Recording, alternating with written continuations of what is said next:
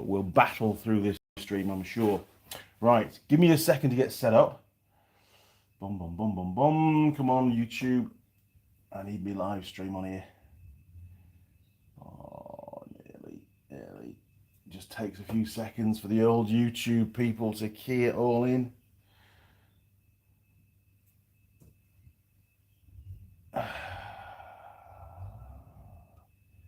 There it is. Adverts and stuff. Right. Who have we got in the workshop? We've got Simon. Good morning, Mr. Raw. Simon says, morning, Andy and crew, and Ben and Mrs. Mechanic in the background. Yes, they were, weren't they? That's right. Ben is down doing the rectification work to his old Ford Courier Ute to try and get it through the warrant of fitness. It's requiring... There was a leaking rear wheel cylinder which contaminated the brake shoes, so he had a rear brake imbalance. That was the biggie. The WAF guy illegally removed some paint off one of the A-pillars and went, ooh, there's rust, and failed that. What else? Oh, number plate light was ridiculously dim, so that had to be sorted out. And there were a few other problems. Headlights. One of his headlights, the reflector material had started to peel off on the inside of the reflector, so that was a fail because the beam pattern was incorrect. He's had quite a battle to get it sorted out this time, but we're on schedule. Ben worked on it yesterday, pretty much all day yesterday. However, me and Mrs. Mechanic, we thought, oh, it's a nice sunny day, we'll do some more to your shed. So we potted off down the garden, and Mrs. Mechanic dug some more holes during the week for the posts. There's 16 posts that hold the platform for the shed to go on, and she dug 4 more holes. There were 4 more still to dig. We concreted those posts in, and then we thought, oh, it's still sunny, let's a bit overcast, but it's not raining, let's do the last 4. As soon as I started the cement mixer up to mix the first batch of concrete for the last 4, the heavens opened, and they did not let up until we went inside about 6:30. It was just, I've never concreted in such heavy torrential rain before. We were both soaked to the skin. We dug the holes for the last 4. We just had the concrete to do, so we decided to push through. We'd already started mixing, so we had to use it, right? So we thought, well, stuff it, let's just get it done out of the way. So we got them concreted in, got some tarpaulins put over, and then called it a day. We were absolutely knackered. And I've had a busy week, a lot of driving, a lot of visits to motorcycle shops. And I think yesterday just finished me off. I'm pretty buggered, to be honest. That's all right. Vijayans, good evening, Andy and family and crew. How is everyone doing? Other than being knackered, not bad, actually. We're doing okay. We are. We're ticking the boxes. We're getting the jobs done. Be nice for Ben to get back to Auckland in his ute. He's been in Larry the Carry for the last couple of weeks, and he brought Larry the Carry back on Friday night, loaded to the gunnels. He's brought us a lot more pallets, some good pallets, which are good for, moving things around and storage and things. And what else did he bring down? Oh, some chisels. Oh, I've got a frying pan project. I'll show you that a bit later on, because he's busy doing his ute. I said, look, you've got to focus on your ute. That's got to be finished this weekend. Any other little jobs that you've got to get done, I'll help you with those. So he's got to the stage of bleeding his brakes on his ute. That'll get done after the live stream. Then we've got headlights. He's replaced the headlight, but we've got beam. We've got to try and set the beam up best we can. We don't have a beam setting machine or a whiteboard here, a light board for doing that. So we'll get it something right, and then they'll have to just do the final adjustment when he goes for the warrant of fitness. Hopefully the lad there will be amenable, because he's been a bit of an arsehole so far, to be honest. You're not allowed to scratch paint off, especially on a visible part like the A-post. He got there with a screwdriver and just scratched all the bloody paint off. So would you do that to a modern car? You really wouldn't. So I was rather perturbed, to be honest. I used to do warrant of fitness, and I know you're only there to inspect. You can't remove anything. Even hubcaps, you can't remove them. You just got to see what you can see. JJ, morning, Andy and crew. Good morning, JJ. Welcome back to the workshop, mate. And Mike Bazanski. Hey, Mike. Hope all is well. Good morning, everybody. Thank you, Mike. Now, this morning's live stream's not going to be ridiculously long. I know I say that every single time. And we usually aim for about an hour and a half. This morning, I'm going to aim for about an hour, I think. Because I want to call it a day pretty early on. But we have a rather unique pie. Macatoo pies. We have done some of their pies before. This is a cheesy beef bolognese pie. Never seen it before. Didn't choose it myself. Not one that I'd go for. Mrs. Mechanic bought it because, to be fair, I've eaten pretty much all the pies in New Zealand. Oh, sorry, not all of them. I've sampled a lot of the pies out there. Now, some of those pies aren't made anymore. That's how long we've been doing it. Some companies have shut down. But this one, made in New Zealand, and it says it's home. That's a new sign. Home compostable. So does that mean that the pie will biodegrade, or does it mean the packaging will? Who knows?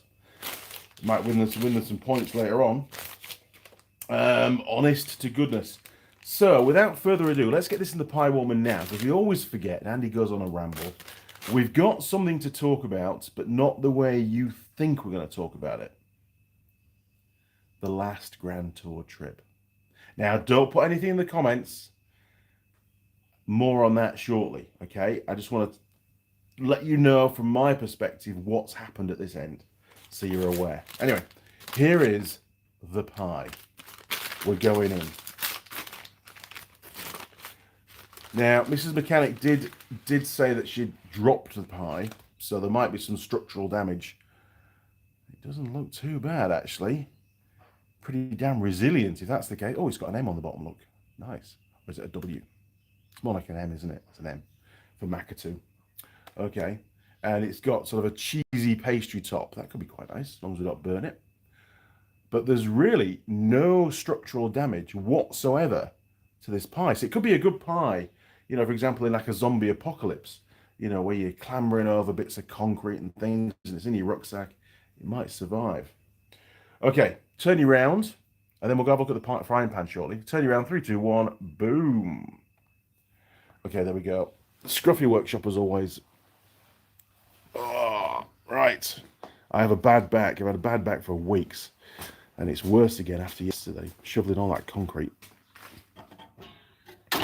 Okay, it's going in. It's been in the fridge, so 23 minutes on the pie warmer. There we go. And no, it's not being cleaned. And all the bits, oh, there's loads of bits underneath there, look. Nasty. Mr. Ratty can't get in there, so we're all good. Right. The frying pan. So this is, it's not mine, it's not Ben's, it's Ben's girlfriend's mum's frying pan, I think. And it's cast iron. It's very heavy. Best kind of frying pans ever, right? Cast iron frying pans. And this is the original handle, which is seen better days. There is a metal piece that goes and hooks into a little piece in there, look. It's like a bit like a battery retaining clamp kind of thing. It needs a little slot on it to locate it, stop it turning. So Ben wants me to make a new one of these. And if we come over here, he bought some dowel. Now, it's only pine, but it'll do the trick. So I've got to cut that down, chuck it in the lathe, and do stuff in the lathe, actually. So a little box fit will do the trick on that one. And he says, oh, can you make two? So we have a spare one, so I've got to make two of them. Yes, and we've got to drill a hole all the way down the inside. And I'm not sure if I've got a drill bit that small and that long. It might have to be a slightly larger diameter. And there's a little end cap, a little cast iron end cap that goes on here, which has got a nice loop on it for hanging it up. So that's my little mini project. There won't be a video on it because it's not, you know, it's not really Andy Mechanic stuff. But that's what I've got to do this morning. Once I get to 100%. Close some drawers. There we are. Yes, so we've still got the lawnmower deck thing to finish. I don't know when that'll happen. Attl's not been around again since. What else have we got? Oh, I've got this jack. One of Ben's mates gave him this really old trolley jack. It's made in England. I've done nothing with it yet. It just sits here on top of the long-standing go-kart, which project, and of course the axle from the trailer that's had nothing done either, because I've just not been at home. I've been on the road. Been really busy, really busy, but, you know, things aren't too bad. It's nice to be home, to be fair. It really is. I miss my little workshop. I just need some energy now to do stuff. Right, turn you around. 3, 2, 1. Boom. There we go. Hopefully that's about lined up. Oh, what's the... Oh, we've gone all grainy. YouTube doesn't like me wandering around the workshop, does it? To be honest, it gets very upset with the quality. I wonder if we're actually on the... Ooh, can I try? I could try. Just hang on a second. I'm just going to try. Oh, wrong one.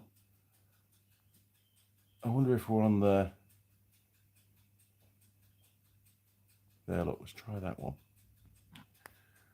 I'm changing... I've just changed onto the workshop Wi-Fi. I forgot to do it this morning. So hopefully the live stream will continue. I think it will. That might have been the glitch just there. So maybe the quality will improve, because I think it was using the phone's data previously. I don't know. Who knows? We'll see what happens. Who else have we got in the workshop? Connor K. Good morning, Connor. Good morning, Andy and crew. Hope all is well over in Portugal, isn't it? I think somewhere around there you are. Simon, the last live, we were on about chassis snapping. Yes, we were. That's right, on my old ute.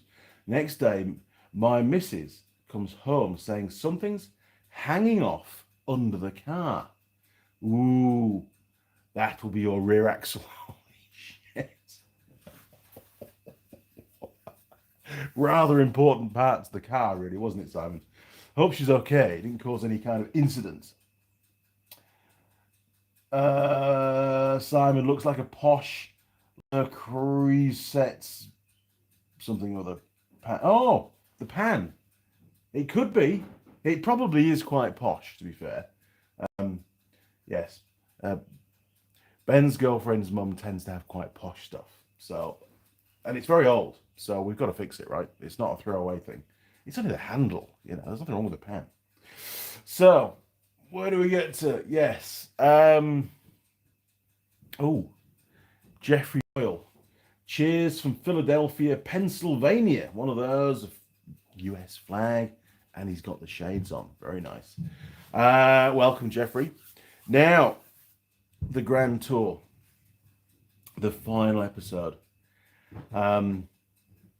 We'd all agreed, because Ben's here, and Ben's a huge fan of the Grand Tour, just like Mrs. Mechanic and myself. The entire family is, to be fair. We've grown up with the lads. We decided yesterday, we'll get the concreting done, and our reward will be to watch the last Grand Tour episode, series, call it what you like, the trip, the adventure. And we're all getting geared up. Mrs. Mechanic had cooked bangers and mash for tea, which was very nice. And Ben goes, you know what? Let's get into this. Let's build ourselves up to it, and we'll watch the sand job, which was the penultimate expedition, before we watch the final, just to get back into the whole Grand Tour feel of things. And we all thought that was a brilliant idea. Yes, Ben, let's do that. So I found that on Amazon Prime and put it on, and we watched it. And it was good, because I didn't really remember that much of it. It's been a while since I've watched it. And then we came to put on the last episode, the final trip, the big one, the goodbye. And all three of us were like, let's just see how long it is before we start watching this, because we're all feeling a bit knackered, a bit sleepy. Had a couple of beers by that point. Ben had had a couple of ciders. Mrs. Mechanic was on the vodka and lemonade. And it was over 2 hours long. And we're like, we're not going to survive 2 hours. We're all going to fall asleep. Ben's definitely going to fall asleep. I'm definitely going to fall asleep. Marmite, the dog's going to fall asleep. And Mrs. Mechanic may fall asleep. So that wouldn't do this is a big thing, right? We've been looking forward to this and dreading it in some ways, because it's the last one, for a very long time. And I want to soak up every second of that final episode. And I just didn't feel like I was able to commit to that. And falling asleep halfway through just wouldn't do it justice at all. So we decided to put, I know it sounds horrific, but hopefully I've justified our reasoning. we decided to postpone watching the last episode, The Big Adventure, so that we can be fully aware, you know, and all our senses are running at 100%. So we haven't watched it yet. I mean, most of the world has already watched it. And I've seen posts on Facebook saying how sad it is now that that was it. And it will be sad. And I know I'm going to be really sad as well with the rest of the population of the planet. But at this point in time, I'm still looking forward to watching it. 10% of me wants to put off watching it even longer. So I've got this goal in the future, you know, because I know how I'm going to feel after I've seen it. But 90% of me is so keen to watch it. Yes, Mrs. Mechanic, I'll get over it. Sorry, it's, you know, means a lot to me. And I'm sure it does many of you guys out there as well. Anyway, that's my little talky bit. So please, in the comments, no spoiler alerts. Don't spoil it for me. Don't spoil it for anybody else that hasn't yet watched it. Okay, moving on, Mrs. Mechanic. Thank you. She just shouted from the kitchen to tell me to shut up. So there you go. Real live TV for you. Right. Kevin, Machine NZ. Hi, Andy and crew. Good morning, Kevin. Welcome back to the workshop, sir. I'm going to be on the lathe today, but machining wood, not metal. Jack Nike. Or is it Jack Nike? Hello from PNW, USA. PNW.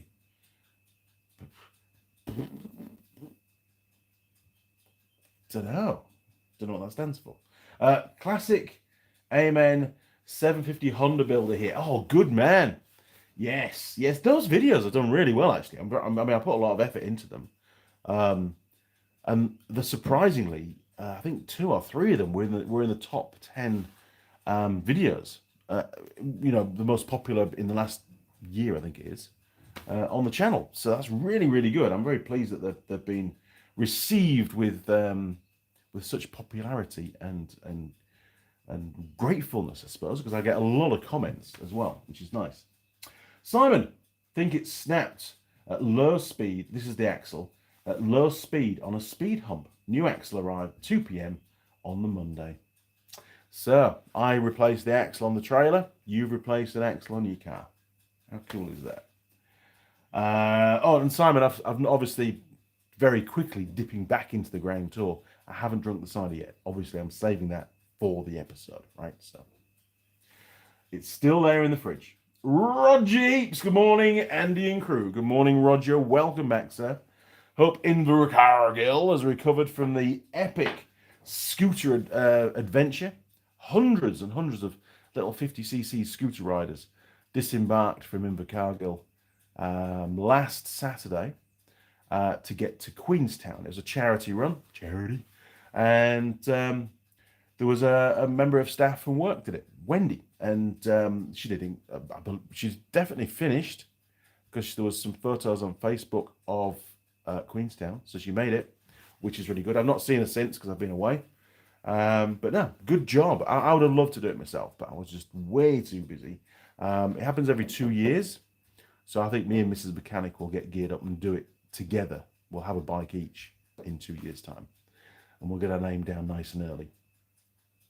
That will be cool. She'd like that. And there's a bike shop down there that we can organise storage of the bikes, or we can drive down. We'll organise something. It'd be bloody awesome. Ted McConaughey. Good morning to you all. That's a nice one. Good morning to you all. It sounds very posh.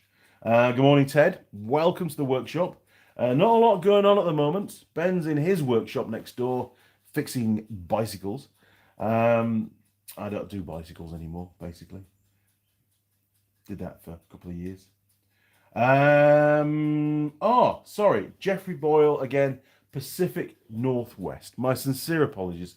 I'm not really familiar with all the different acronyms, abbreviations around the US. So, you know, thank you for the extra comment. Pacific Northwest. Cool. Connor K. Here we go. I knew Connor would reply. It is the end of an era which has impacted the motoring world and so many of us around the world. The legend will live on for as long as time However, for as long as time, however, at least that is what some say. Very good, Connor. That the hairs are standing up on the back of my neck. They really are. There are so many catchphrases that have been embedded now in the English language from those three. You know, they will live on forever. They will, and we will all continue to watch. There's so much footage. There's so many programs. You know, you can go right back to the early days of Top Gear. You can go to the more recent stuff of Grand Tour. There's always going to be stuff that you're not going to remember, and you're going to want to watch again. And even if you do remember it, it's timeless. It's still funny. You know, you watch it and you still laugh at the jokes that you know what the answer is or the outcome is or what actually happened. You still laugh. It's great. I don't think the next generation will really understand what it's all about, and that's the sad thing. Although, you know, they drive real cars, the next generation are going to drive some really weird stuff, right? So I feel sorry for them. Not the lads, the next generation. It's very, very sad what's happening in this world at the moment. Anyway, such is life.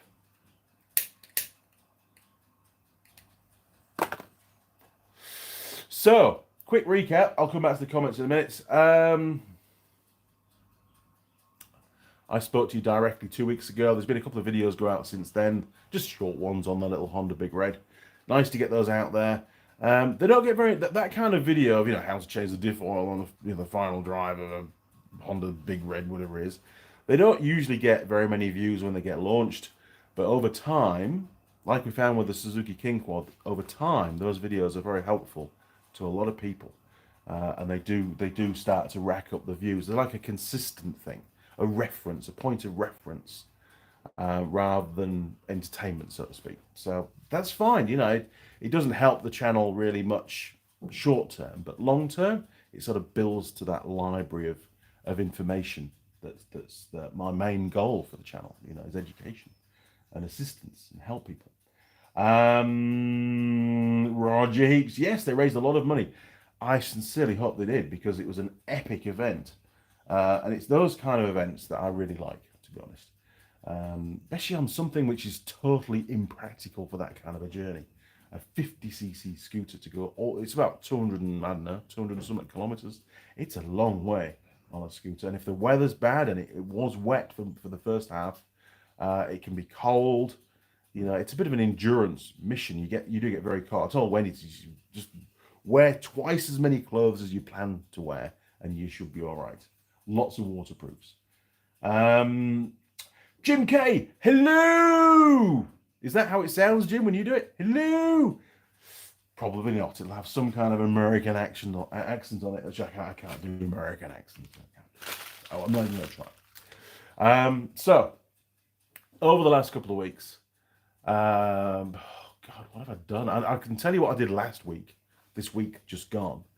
Monday morning, I jumped in the ute and drove to Taupo, got a coffee, and then continued along the Stay Alive on 5 highway. That's what they call it now. There's signs up saying Stay Alive on the 5.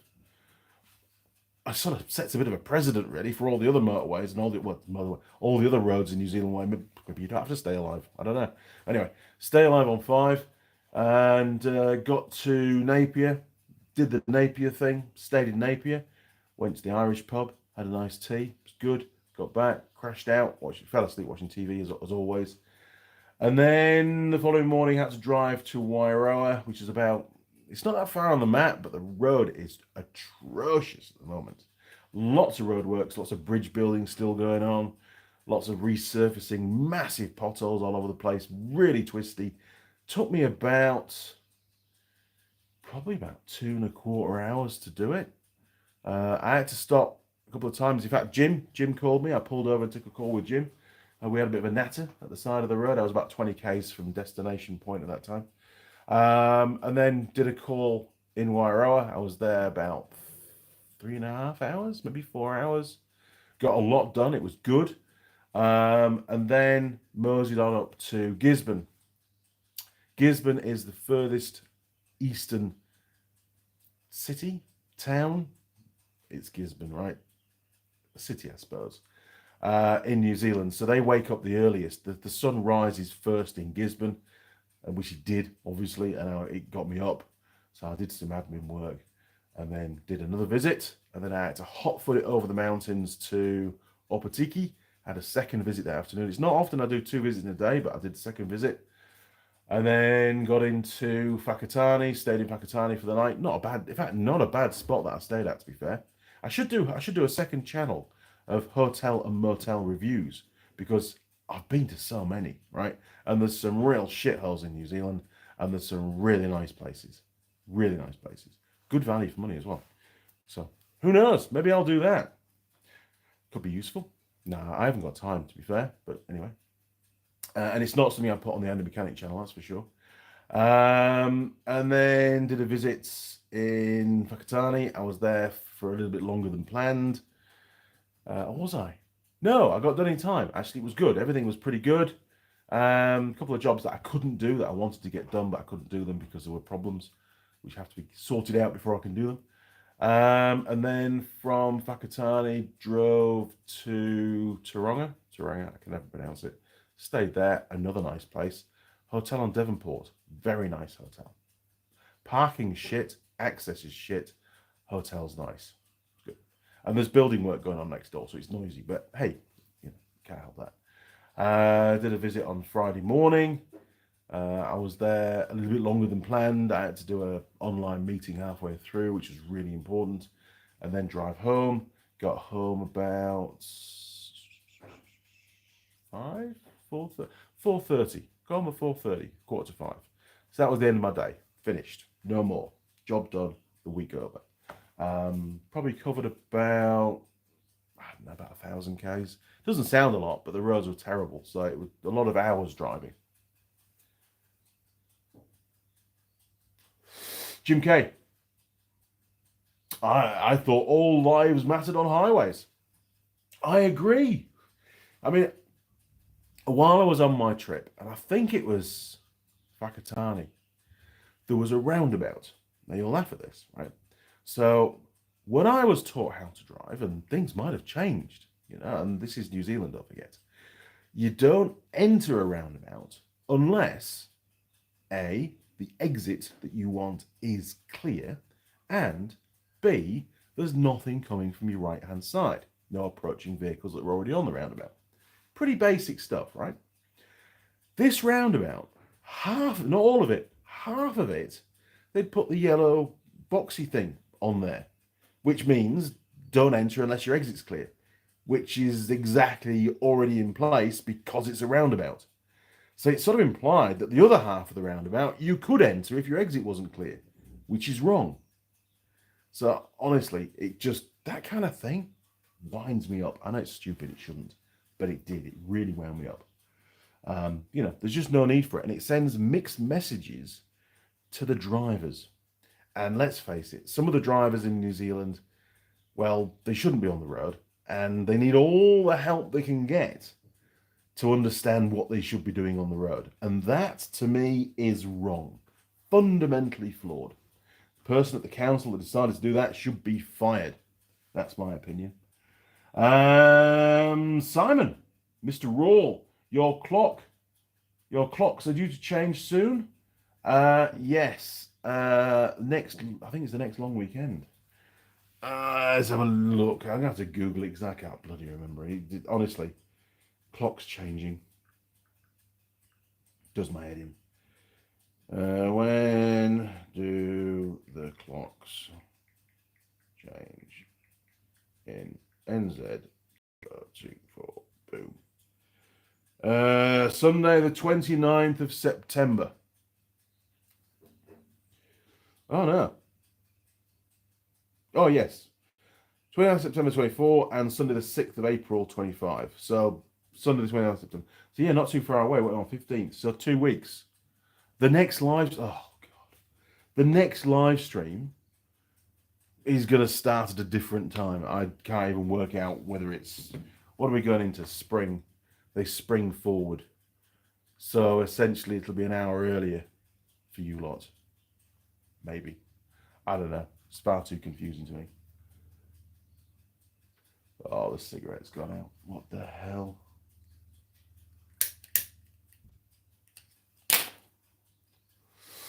Thanks, Simon, for the heads up. It would have just literally just happened and we'd have all been at the wrong time. Is that not the end goal of driving, getting there alive? I think that's exactly what it should say on the signage. Getting to your destination in an alive state is the most important. Agreed. Totally. You put it better than I did. That's fundamental to the journey, isn't it, really? Jim K, just give it the beans. Speed and power, right? Oh god. At least we've got some quality back. Look at that. Much better. So next week, what's going to happen? I can't remember what I did 2 weeks ago. It's a blur. It would have been, no doubt, some dealer visit-y things. I don't know. It's on the calendar. I don't have access to my work calendar in here. But next week, Monday morning. Oh, yesterday, before we started doing the sheddy stuff, I finished off loading up all the ROV parts, the pre-production vehicle, into the utes. They're all loaded up, ready to go back to Auckland. I'm going back to Auckland tomorrow. And officially doing admin at head office, but doing dealer visits every day. Monday, I've got one on the way up to Auckland. Tuesday, I've got 2 in Auckland. Wednesday, there's one somewhere. Oh, I know where it is. Pukekohe. Thursday, Natia, I think. And then I'll come home Thursday. I'll be home Thursday night, working from home Friday. Got a lot of admin work to do. Because every time I do a visit, I've got 2 reports to do. So, yeah. Interesting stuff. Obviously, admin, not really. Hate it, but it needs to be done. It's all part of the job. How is your fuel volume? It should be around 400 millilitres delivery over 10 seconds, but it's around about 160 at the moment. That's a private joke. Did mention that to the powers that be, and they went, really? Yes, interesting stuff, right? I heard the ping. I did. Normally I don't hear the ping. I'm too busy rambling on, but I heard the ping for the pie. We'll give it a minute to settle. So yes, up to Auckland, home for Friday. And then next weekend, no, I'm not doing the go-karts. That's just going to sit there a little bit longer. Oh, actually, I got something. Turning around, 3, 2, 1, boom. You see, things are in my head, but they don't always pop out at the right time. So, if we go over here, you might have noticed something new on the cupboard door. Look at this. Nice. It's a torchy thing from Forge. Jared gave me this when I went to go and see him the other day, a couple of weeks ago. Not this last week, week before. So yes, I was in Auckland. There's a hint. It was in Auckland. Right, turn you around. Boom. So yes, I was probably working at head office and doing bits and pieces and things. I just don't remember. Did I go up to Kaitaia? I don't know. I know I've been up there recently. So anyway, Scott, not plugging the product. I'm just happy to get free stuff, right? So magnetic, so you can click it on things, which is good for using. It's got a USB charger on the side there. It came with the wire as well, which is nice. And it's got the on-off button now. I'm just going to be very careful. It's very bright. Whoa! There you go. That's going to upset the camera. Okay, so it's got the endy torch bit, and then if you press it again, it's got the side, and you can dumb it down, I think. Oh, look at that. Turn it off. Turn it back on again. And then it's got, there's another one. It's got, at this end, this is a UV light, and then if I double tap it twice, turn it off. That's the UV light. Sorry, that's the UV light there. That's a normal light. And then down here, it's got a laser. But I've got to work out how to turn it on. It's like you've got to double tap it.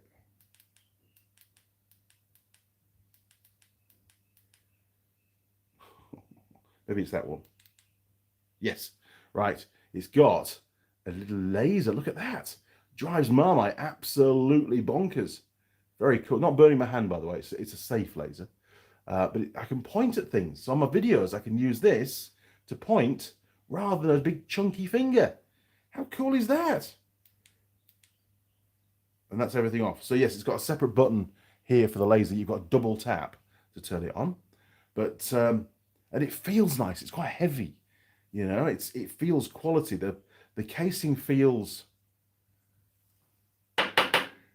metal, actually. It does. So thank you, Jared. Much appreciated. I think these were retailing for about $60 in New Zealand. So obviously you'll see it in plenty of videos moving forward. We'll keep using torch, obviously, but this is a lot smaller. Torch is quite cumbersome when it comes to trying to light things up on vehicles. This will be excellent. So thank you again, Jared. Really, really appreciate it. We'll stick him over there for now. Probably collect a load of metal filings off the bench. You can't have enough torches, and as you get older, you can't see shit anymore, so you need torches. Oh, John Nuttall. Andy, can you get tins of Heinz baked beans in New Zealand? I know Simon posts them out to you. He does, and they've been super nice. You can get Heinz baked beans in New Zealand, yes, but they're not. They're sort of made by Watties, which is the same people as Heinz, but they're made in a different factory, and they definitely, without a shadow of a doubt, taste different. The UK ones, they're my favorite by a long way. You know, I don't mind. I used to eat beans on toast when I was a teenager and in my 20s. I used to, God, sounds ages ago, doesn't it now? I'm in my 50s now. Jeez, 30 years ago, 30, 40 years ago, I used to eat the Heinz baked beans. So beans on toast on a regular basis. We're talking like every 2 or 3 days, beans on toast. That was my staple diet. Ben still does. He eats beans on toast all the time.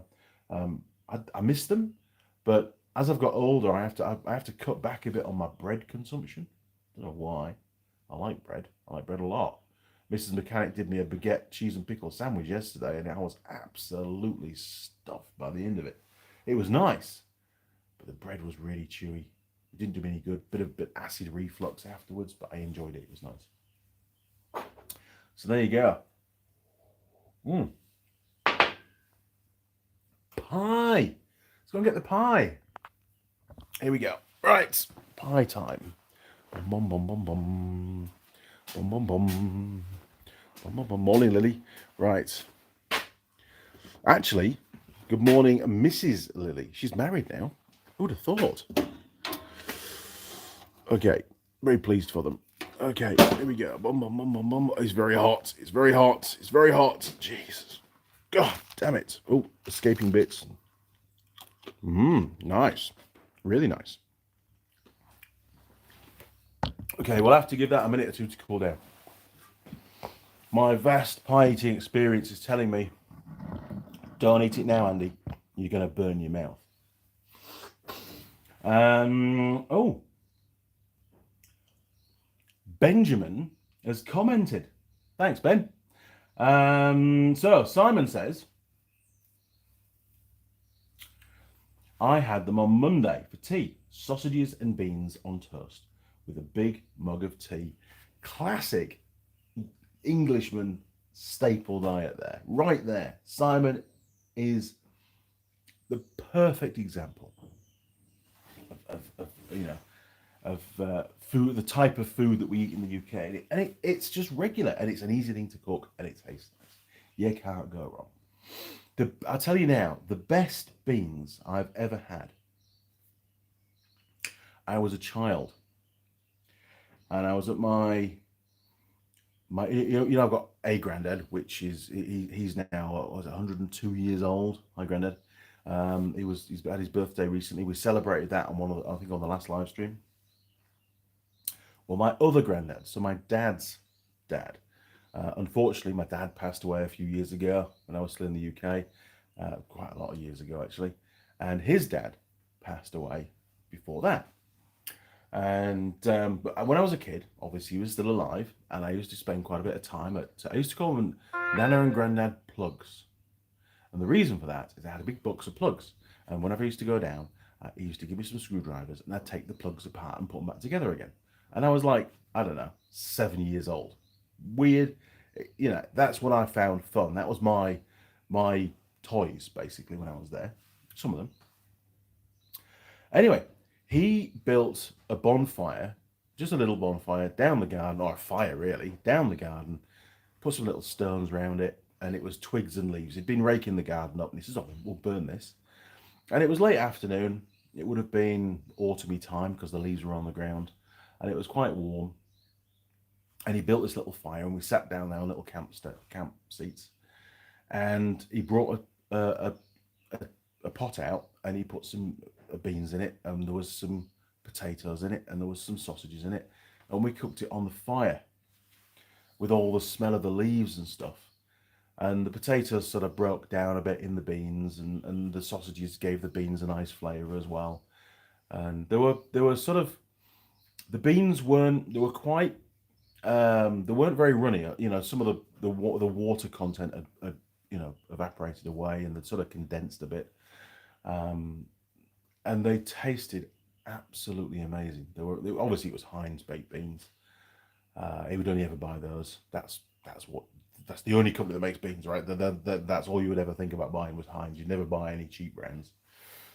And I always remember the taste of those beans whenever I smell leaves burning. It's weird, isn't it, how your brain works, but it brings back very fond memories. That one snapshot. We may have only been down the garden for an hour, but it was awesome, you know. And it had gone dark when we finished, and the fire was just burning down, you know, the embers. It was cool. Very fond memory. Just me. Bengineer's Bikes. That's Ben. Some supermarkets stock some beans imported from Ireland. Do they? I didn't know that. See, Ben is a bean connoisseur. He does his research. I just blunder into a supermarket and just start filling the trolley up with stuff until it's full, and then, well, not anymore because it's too expensive, until it's half full, and then go and pay for them. And I usually buy things that I like rather than things that I need. Whereas Mrs. Mechanic will go shopping with a list, and if it's not on the list, you're not having it. I mean, what kind of shopping trip is that? It's boring. You know, it's like, ooh, cookies. We'll have some of those. Ooh. Oh, I can't fancy some of those. You know, little red things with cheese, soft cheese in the middle, whatever they are. I can't remember. They're not cherries, but whatever they are. Peppers. Mini peppers with soft cheese in. Really nice. Expensive, but I like them. So they go in the trolley. You know, pork pie. I like pork pies. Yeah, but they're really expensive. I know, but I like them. So it goes in the trolley. You know, oh, we need toilet roll. No, we don't need toilet roll. We'll be fine. You know, you just got to buy the stuff you need, right? Or the stuff that you want. Anyway, Simon, Bolognese pie. Have you ever had a Bolognese cheese toastie? No. I like spaghetti bolognese. I prefer lasagna. Especially when it's the second time it's been warmed up in an oven, right? You don't warm it up in a microwave, in an oven. Second cook, oh, the flavor's so much better. Really is. But no, Bolognese cheese toastie, never had one of those. Richard Perry, hi Andy and crew, hope all are well. Sorry I'm a bit late. Don't worry about that. I nearly didn't turn up today. Big thumbs up, Union Jack flag. Just a question, Andy. What's the best way to test an O2 sensor? Thanks. An oscilloscope. That's by far the best way of testing an O2 sensor because you get to see what's really going on. In my book, at least. If it's a bit iffy, the ECU should have picked up on that and flagged a fault code. And realistically, as long as your wiring's all good to the O2 sensor, then it probably is the O2 sensor. They do get contaminated, especially if your engine's been. I've had a few cases where, for whatever reason, the engine's been running rich, and that's caused a lot of soot, a lot of carbon buildup in the exhaust. and that can plug up the O2 sensor and stop it working properly. The heater circuit goes faulty as well. They go open circuit, so you can test that with a multimeter, see if that's working properly. But yeah, they're a bit finicky, to be honest, O2 sensors, especially not so much on cars. I mean, yes, of course they cause problems on cars, but O2 sensors on off-road vehicles like ROVs, for example. You know, they've got to fit them to meet the emissions and that kind of thing, but they don't really work very well, to be honest. Simon might have another simple way of testing it without using a scope, but I would just chuck my scope on it, and I want to watch it cycling. Once the engine gets to operating temperature, I want to see it cycling. I was doing a test not too long ago on I can't say what vehicle it was, but on a vehicle, as Mr. Clarkson would say. And the O2 sensor on the diagnostic tool I was using, can't disclose the brand, there was no cycling of the O2 sensor. There was no, basically, the diagnostic tool would not give me the signal. It was flat line until the engine was above 2,800 RPM. Whether it was cold or hot or whatever, it would not give me the signal. I don't want to see that. I want to see what the O2 sensor is doing all the time. And to do that, a scope. You know, again, some diagnostic tools will only show you what the manufacturer wants you to see. Waveforms are manipulated, dumbed down, sometimes not very relevant. Using a scope, you get to see the real waveform, you get to see the real deal, and that helps with diagnostics a lot more, in my opinion, anyway. Now then, Connor, hopefully, Richard, that's helped. Connor K, click the like, support Andy and Pie. Thank you, Connor. Don't forget the pie, Andy. Yeah, it's still 30 seconds. We'll be into the pie. John Nuttall. Good morning, John. We'll get the person in Three Kings to check again, as I'm told in an English section in a store they found some oh, and thanks have now moved to Remuera. Oh, and thanks have now moved to Remuera. Remuera, nice place. Expensive though, don't get me wrong, expensive, but it's not a bad spot, to be fair. It's probably full of Teslas now though. That's the only problem. Probably is. There was actually, not too long ago, probably a couple of years ago, there was a house burnt down in Remuera, and they had a double garage which was under the house, which is quite common in New Zealand to have garages under the house or built into the house. And there was a normal petrol car, and there was an electric car, both parts in the garage. I don't know if the electric car was on charge or not, no idea, but a fire started in that garage and burnt the house down. I think some insurance companies now won't allow you to park your electric car in a garage that's part of your house. I think if there's a story above the garage, they won't allow the car to be parked or put on charge. Your electric car for your house insurance has to be parked outside. Another joy of owning an electric car, right? You've got to walk out in the rain to get in your electric car to go to work, assuming it's going to go on and hasn't caught fire through the night. Who knows? Actually, I was in a lift. This was the week that I was. That's right, the week that I was in Auckland and saw Jared. I was walking. There's an underground car park at the hotel. And I'd just been for a cigarette. I was checking out, just been for a cigarette outside, walked through the underground car park to get in the lift, to go up to reception to hand in the swipe card, the key for the room. And parked in front of the lifts was a red Tesla. And it had a private plate on it. And it said on it, Quest, which was the name of the hotel I was staying at. And then in little letters underneath, it said staff car. And I'm like, really? Oh, okay. And as I looked up, the door opened and the guy got out, and he shut the door and he wandered off to the lifts, and we basically ended up in the same lift together. And I was in one of those kind of, I wanted entertaining, and you know me, I can't hold back on electric cars. And I just looked at him and went, really? And he went, what? You drive an electric car? And he was like, oh, almost like, here we go again. I'm going to get some shit. Everybody gives me shit about electric cars, and why not? And I said, doesn't it scare you? He said, what do you mean? This is that you're driving something around that could catch fire at any time and turn into an inferno and burn at 5,000 degrees C and incinerate you, or others. He did not respond. So I said, I can't remember what else I said. I kept throwing these hooks at him as the lift's going up. And I'm sure he was thinking, Christ, lift, stop and open the doors quick. I want to get out of here. I kept saying stuff to try and get a response, and he just clammed up completely. It was hilarious. I felt so good after that. Anyway, it's not often I do that, but it was perfect timing. I knew that that was the car that he was driving, and I had him captivated in the lift. And I thought, well, bit of market survey going on. Let's see what the feedback is. Clearly, he was highly embarrassed by owning an electric car. Made my day. Where are we at now? Here we go. So thank you, John. Appreciate that.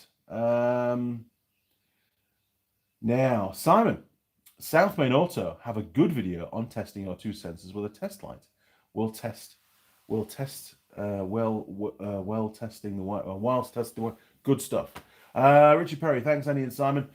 The answers are always out there, and you know, South Main Auto, Eric, he's a bloody good technician.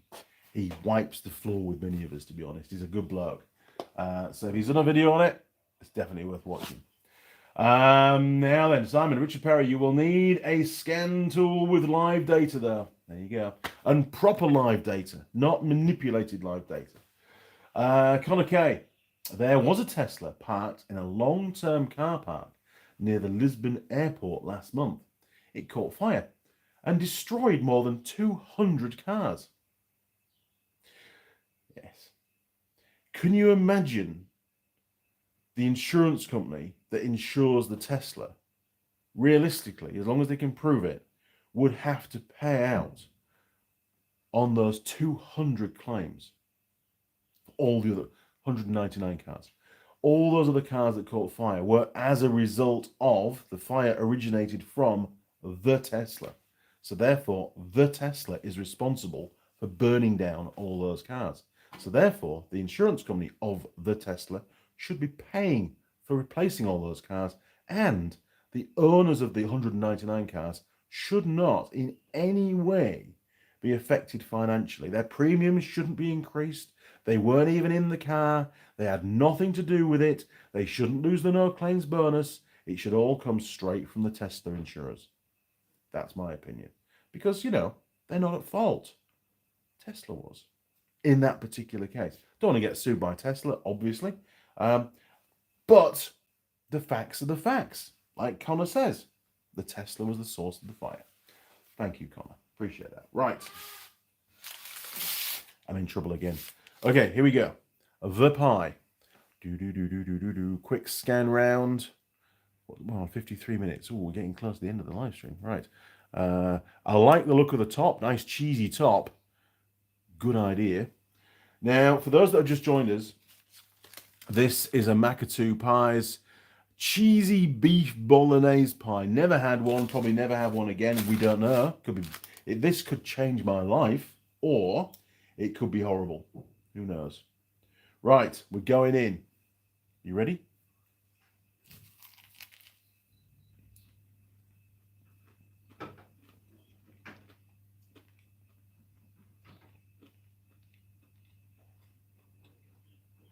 Different. Pastry. Top's nice. The rest, pastry, okay. The flavour of the contents, very different. Not what I would expect in a pie, but that's what this kind of pie is. It's a different kind of pie.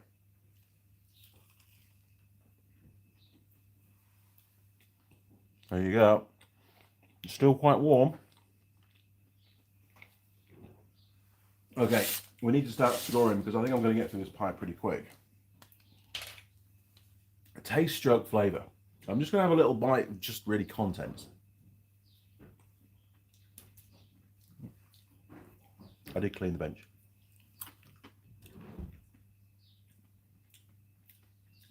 It's all right. It's different. but it's not my kind of pie. But I've got to be impartial. I've got to try and score it the best I can. So, taste, stroke, flavour. I like the crispy top. I like the cheese on the top. That's a bonus. It's like added flavour. Not too keen on the pastry, but we're not scoring the pastry. This is the contents. Contents, well, I mean, they taste like spaghetti bolognese, basically.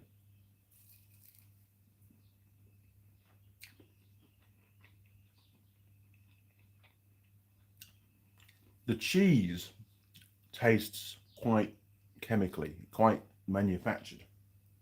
Not, you know, you nice cheddary stuff. It's more processed, that's the word.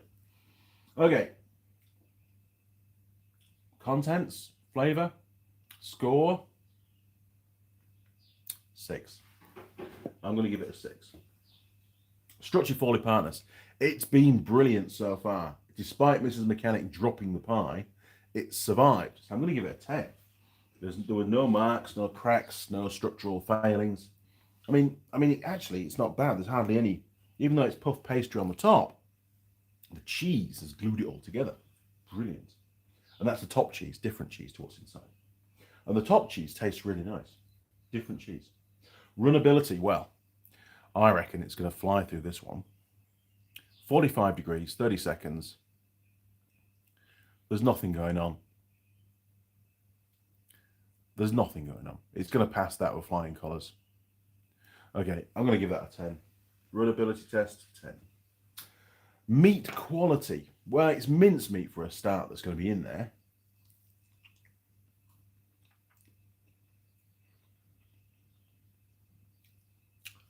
It's not bad. It's like an acquired taste. You get used to it.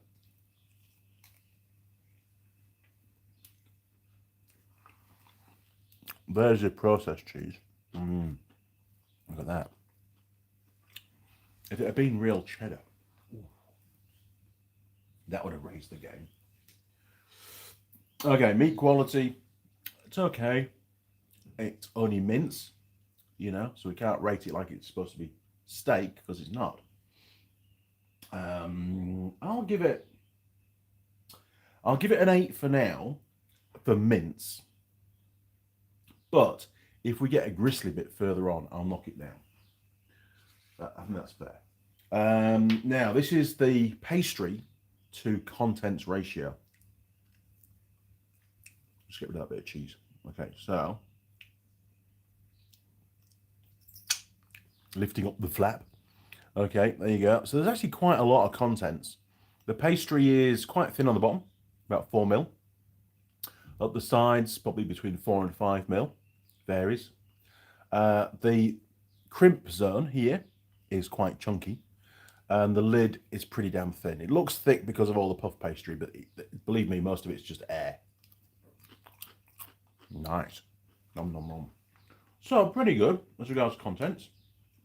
Can't help myself. Crunchy. I like that. Pie to crust ratio. Pretty good. I will give it... I'm going to give it a 7 because the lid's pretty thin, the base is pretty thin, the sides are quite thin. Just the crimp zone's the only bigger area of cross section of pastry. Let's give it. I'm going to give it an 8. Actually, it's actually quite good. There's quite a lot of contents as well. Availability stroke logistics. It says it's made in New Zealand, but where's the actual factory? These you can get from supermarkets. I've seen them in the supermarkets a few times. Oh, it's actually made in Makatu. Okay. Bay of Plenty, which is near Whakatane. It's near basically Taronga, Bay of Plenty around there. Gisborne sort of area. Opotiki. That's all Bay of Plenty, I think. So, I don't think they're available all over New Zealand, but they are available in Countdowns, which is all over New Zealand, and you can order them online. So they're pretty popular, but you don't normally get them in dairies, although this one came from a dairy. Contradiction constantly, Andy. I'm going to give them 8. I think they've done well in their marketing. Their access to these pies is pretty good.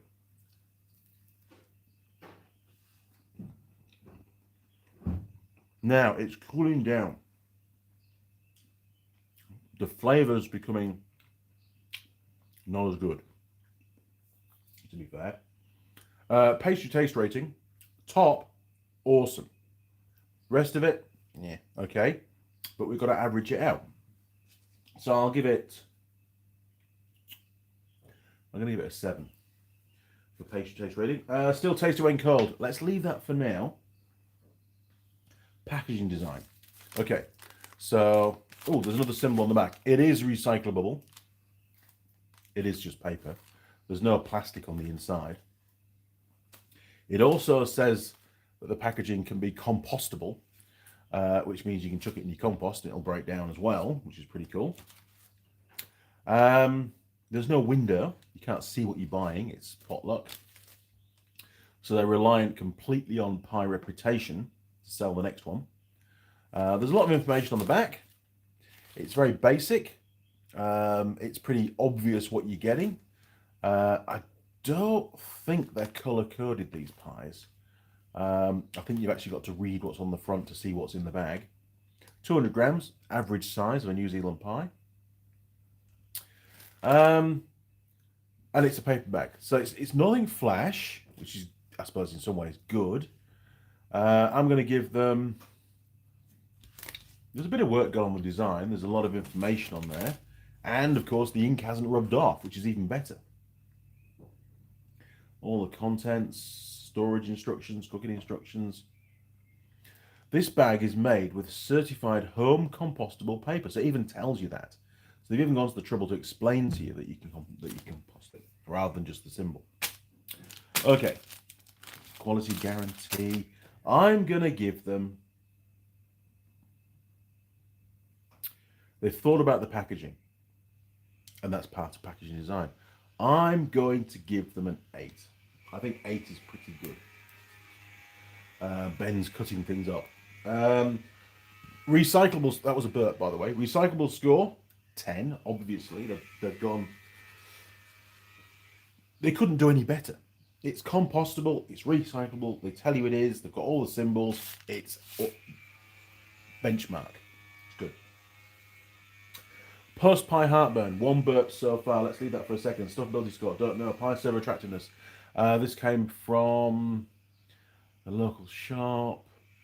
So we're going to do... I think they get a 6. We'll give them a 6. 6 for that. Oh, sorry, that one. Not that one. Jeez. Right, we're going to finish the pie. There you go. That's what it looks like. And this is, just for those that haven't seen... Makatu Pie's cheesy beef bolognese pie. Very strange pie indeed.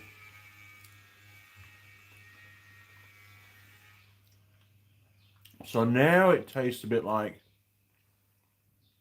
when you're having spaghetti bolognese for tea and you're busy watching telly and you get engrossed in what's on the telly and your tea goes cold. You've got to eat lukewarm spaghetti bolognese, which isn't that nice. So, finding this pie in the glove box of my ute a couple of days after I buy it, and for whatever reason I'm not eating it, would I eat this pie cold? No, I would not. Without a shadow of a doubt, I wouldn't eat it cold. Not unless I'm stranded on a motorway somewhere and I'm starving and we're parked up, there's been an accident and we're just waiting and waiting and waiting and it's the only food in the car. Then I would probably eat it. But if I had a choice of eating this one or going to go and buy a new pie, probably steak and cheese, I'd go and buy a new pie.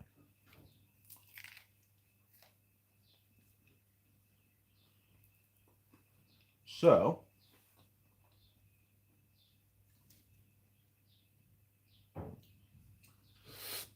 not far now. We're getting there. There isn't much left.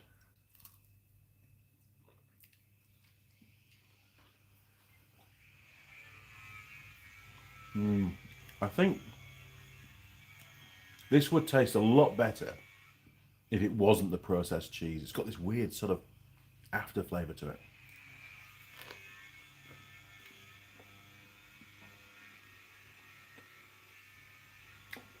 It is, John. It was an M on the bottom of the pie.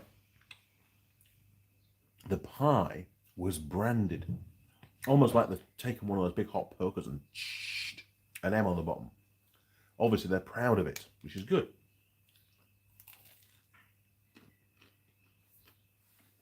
And the last bit. Now, it's still, you know, if you can see it, there is still some steam coming off the pie. But believe me, it's not that warm. It's just cold in the workshop. Okay, here we go.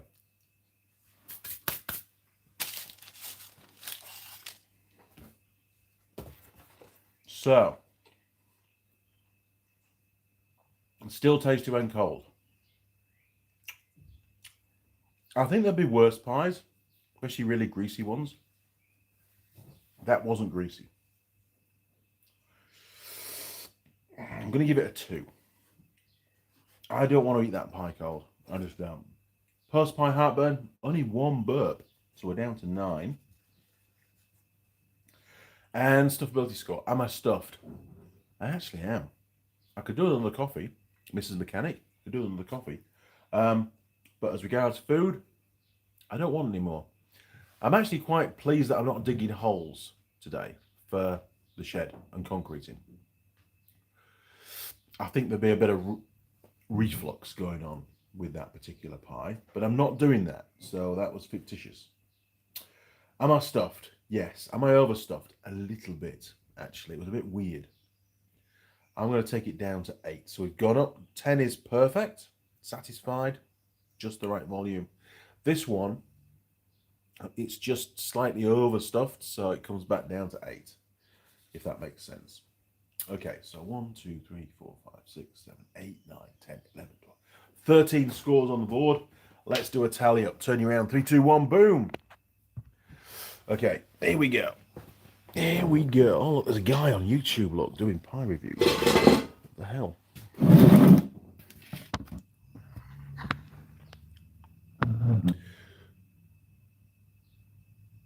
Oh, it didn't like that. It didn't like that at all. Sorry, bear with me. Is it working? It is working. There we are. That'll do. It's just got a message on the screen saying, rotate it back. All right. So, are we on? 26. 34. That's right, isn't it? Yeah, 26, 34. 42. 50. 57. 59. 67. 77. That's a 9. 88. 90. Holy crap. 96. That's right, isn't it? 96. 102. Bloody hell. 102. That's right, isn't it? Scored 102. Now we're on tape at the moment because I still haven't organised any thingies. So we'll just stick it on there tentatively. It was a Makatu. Can you see? You can see. That's all right then.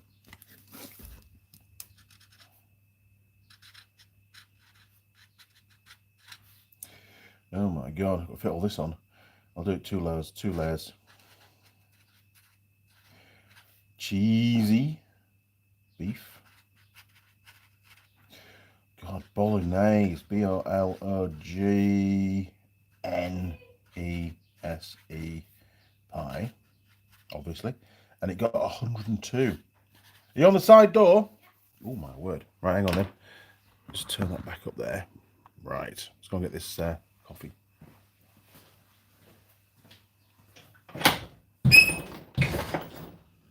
Oh, lovely. Thanks for that.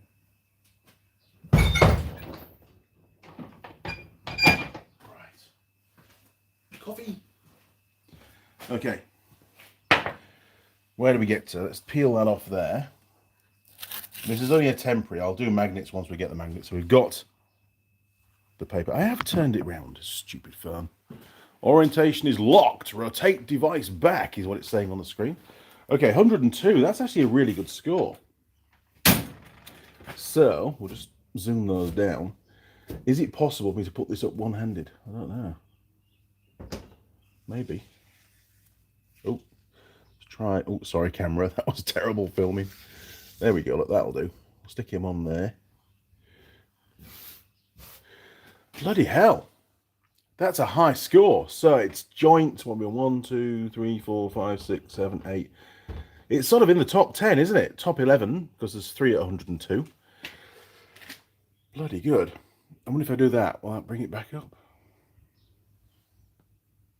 I can't get rid of that off the screen now. Right, we'll turn you around. 3, 2, 1, boom. And it still says orientation is locked. That's strange, Fern. It's all right. We're nearly at the end of the live stream. We'll just put up with it. Okay. I think our transmission is still good, so we'll just ignore the warning sign that the phone's getting very upset. It didn't like me tilting it down. Oh, what's going on there? Strange thing. Right, we've got a fresh coffee. We've got one more cigarette to go before I've got to do some work. We are an hour and 10 in. I can never manage to do an hour live stream, can I? It just doesn't happen. It's impossible.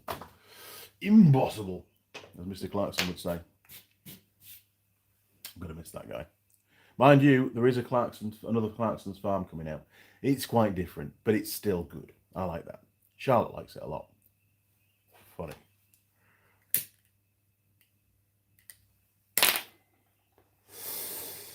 Okay, where do we get to?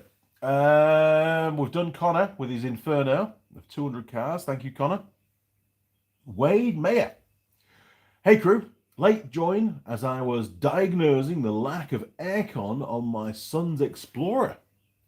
You see, if you have one of these, this has the UV light built in as a torch, as one of the many options on it. And you can put the dye in with the refrigerant and then run it up, and then you can go around all the little joints in the circuit, and if the dye leaks out, you'll see it very clearly with the UV light. Very good. I do like this torch. I'm going to treasure this one. I might actually get Jared, I might buy one off Jared and give it to Ben, because Ben would like one of those for Christmas. Don't tell him. I'm sure he would. He likes torches. Now then. And I like the fact it doesn't take normal batteries. You can charge it up, so it's just basically free to run. It doesn't cost much. And you can charge it up wherever you are, because you're always going to have a charger for your phone, be it in the car or whatever. I should actually get another one and keep one in the car, because it'd be good for that. I'm always struggling for decent torches when I'm out in the field. Maybe I'll get one put on the next order for work. Get one for Dave as well. He'd like that. Now, so Wade, what did you find? What was the problem? John, Mr. Nuttall, was that an M stamp? Yes, it was. 10 points for that. I'd like to give it an extra 10 points, but that would be a bit unfair on the others. But it was a cool thing. I like that. Al Elish, just curious, how much salt is in that pie? Oh, I don't know. Hang on. Let's have a look. It should tell us salt. Oh, Christ. Made a mess. Bear with me. I'm just going to refold it a bit so we can see the ingredients a bit better. Right, ingredients. Beef. Beef is 35%, just out of interest. Bolognese filling, 48%. Water, red kidney beans. Oh, red kidney beans. Who would have thought? Modified starch. There can't be a lot left for salt. Spices. Pastry, 40. Hang on a minute. What the hell? Bolognese filling, 48%. Just added the numbers up, right? 48%. Beef, 35%. Yeah, that's how it reads. Oh, I see. Right, no, sorry. So the Bolognese filling in total is 48%, made up of 35% beef, da-da-da-da-da. Right, I hope that makes sense. I was suddenly questioning their use of percentages there. Can I see salt anywhere?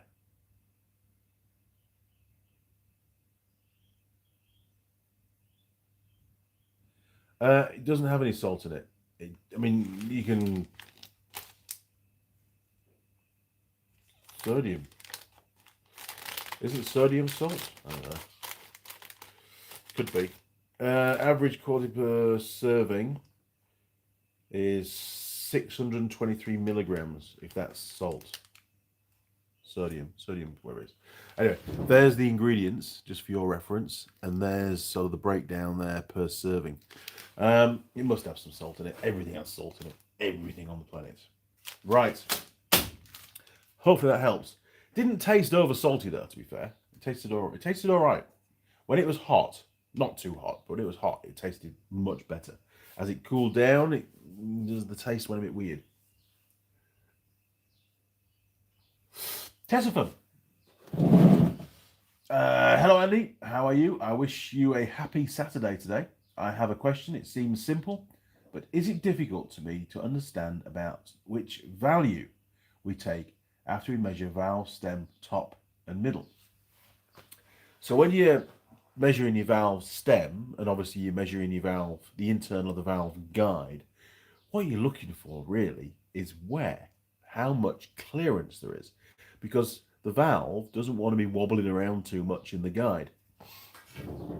So just measuring the valve stem only, it sort of gives you an idea, obviously, how worn the valve is, but it doesn't give you too much of an idea of the total wiggliness going on, the clearance between the valve guide and the stem.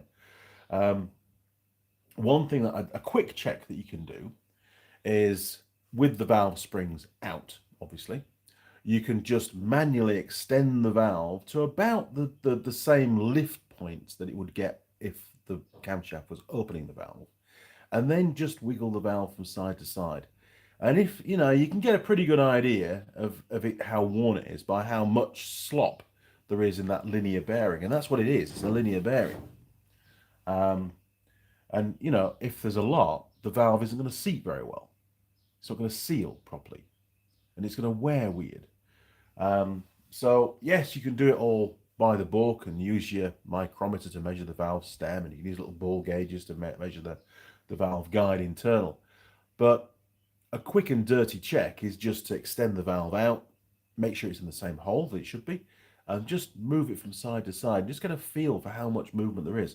There really shouldn't be very much at all.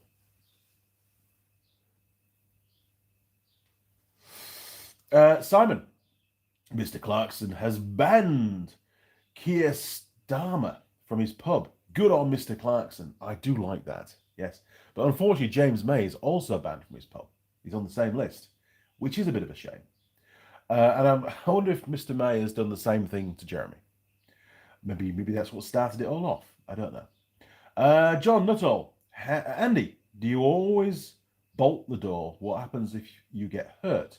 How can Mrs. Mechanic get in to help you? The reason why I bolt the door is it bloody opens on its own. This door here, the side door, I repaired it years and years ago with some scrap wood that I had kicking around. It's in a terrible state. The frame at the bottom is rotten. The hinge has come out. I made a big hinge for the top to sort of try and fix it temporarily. One of my wish list things is to completely take the door out, make a steel frame, box section frame, and make a steel door. Maybe with wooden panels, don't know, but a box section steel frame door, a bit more secure, a bit more, Andy Mechanic style. But I'm not going to do that until I've finished the side port, because that way it's still sort of secure-ish, but it also means that it's weatherproof. So it takes me more than one day to do, which it probably will. Then it's not a massive problem. I'll probably take a few days off work, so I'll be at home whilst the workshop's not secure, just in case. Because there's a lot of stuff in here, and I can't afford to replace it. It's taken a long time to build up what I've got. But how can she help me? Well, she can always open one of the big garage doors. I think you can. The roller door, if it wasn't currently padlocked down, you should be able to open that. And Ben's here. Ben will always find a way in. Ben's very good at getting into places. Brute strength, normally. Wade Mayer. Clutch failed catastrophically. The flex plate was completely missing. Holy crap. Unfortunately, it ate up the end of the compressor input shaft. Otherwise, it would have been just a clutch swap. Ooh, sounds expensive. Wade Mayer. Now, it continues. Now got to barter with the friend. Sorry, it's got a hat in the way. Oh, there we go. Hang on. with the friend with an R134A machine to swap the compressor. Yes, yes you do. I remember years ago when we were in the UK, we used to scrap not the Suzukis because they didn't have air conditioning, but the patrols. When we first started scrapping patrols for parts to run our fleet patrols, we didn't know any better. We used to just undo the air conditioning pipe and allow the stuff to escape, and then when it all escaped, take it apart. So sorry, ozone layer. I didn't do you any favors. Luckily, there weren't that many of them. There was maybe, I don't know, a dozen, I suppose, over the time that still had some gas in them, but not good. John Nuttall, hit the like button, guys. Thank you very much, John. Appreciate that. My phone is still saying I've got to orientate it in a different way, but I'm not doing that. We know that it's working. That's all that matters. And the cigarette's gone out. What the hell? So, today's job, you know where I'm going next week. Today's job, once I finish the live stream, I've got a handle to make for the frying pan.